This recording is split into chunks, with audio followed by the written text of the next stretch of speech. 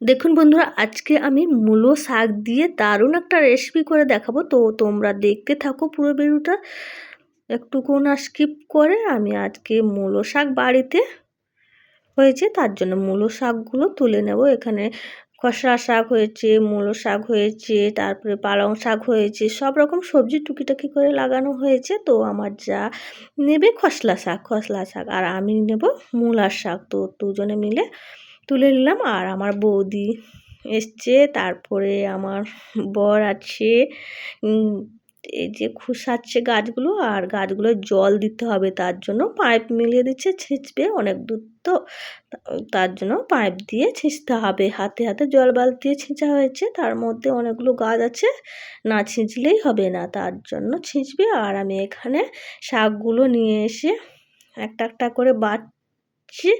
তো হলুদ পাতা, তারপরে অনেক সময় গোড়ার দিকে মানে শক্ত এটা থাকে না ডাঁটাগুলো, তার জন্য আমি মূলো শাককে ভালো করে যেটা নিয়ে নিয়েছি দিয়ে কেটে নেব ছোট ছোট করে।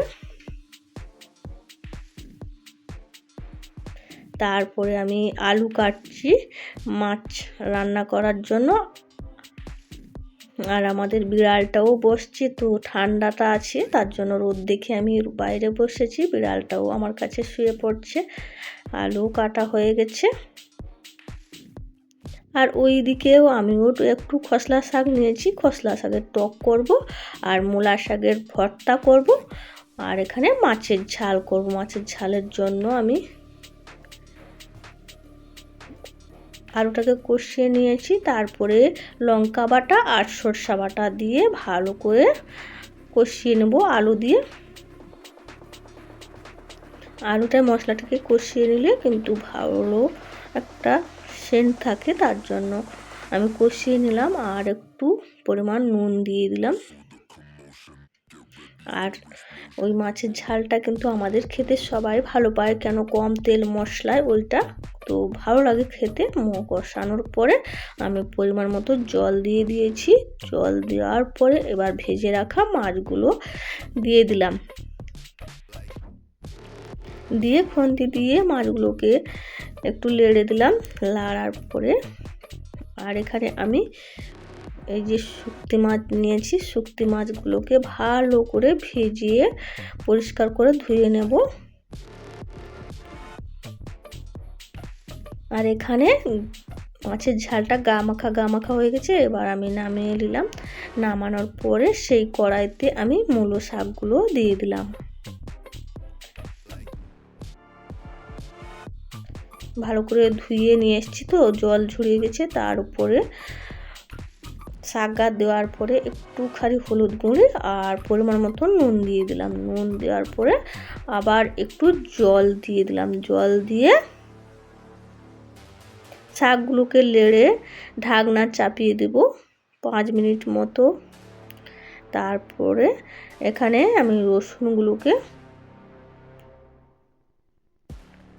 একটু ছেঁচে নেব শিলনোড়াতে। আমি এখানে শুক্তি মাছগুলোকে ভালো করে পরিষ্কার করে ধুয়ে নিয়ে এসেছি, ধুয়ে শিলনোড়াতে ভালো করে পেস্ট করে নেব। তো পেস্ট করার আগে একটু থেঁতো করে দিলাম, থেঁতো করে তারপরে আমি পেস্ট করে নিলাম। তোমরা চাইলে মিক্সচার গ্রাইন্ডারেও পেস্ট করতে পারো। আমি এখানে শিলনোড়াতে কিছু পেস্ট করে নিচ্ছি। আর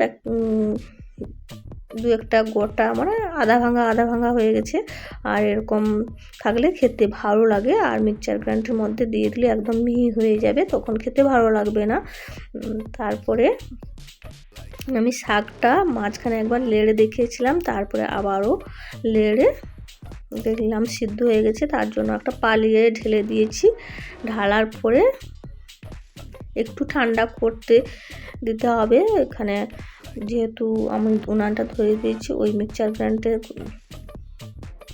ভরে ভালো করে পেস্ট করে নেব শাকটা। আর এখানে শুক্তি মাছটা যে বেটে রেখেছিলাম সেটাকে তেলে ভালো করে ভেজে নেব।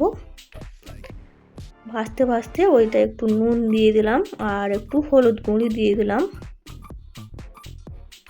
আর একটু লঙ্কার গুঁড়ি দিয়ে দিলাম, দিয়ে আবারও ভালো করে ভেজে নিলাম।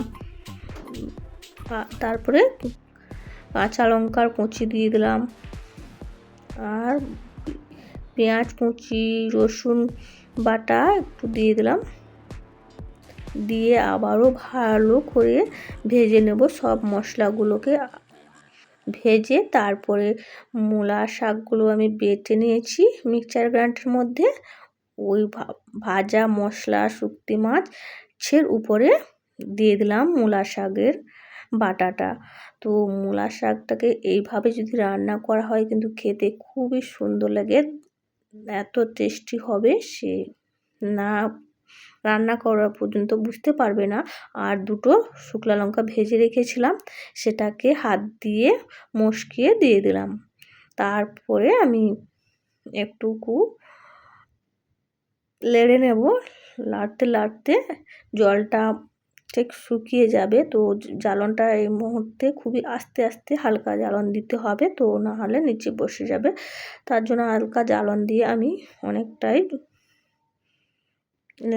নেড়ে সুন্দর আমাদের মূলা শাকের ভর্তা হয়ে গেছে। আর ওটা দিয়ে কিন্তু খেতে দারুণ লাগে। তোমাদের রেসিপিটি কেমন লাগলো অবশ্যই লাইক শেয়ার সাবস্ক্রাইব করো।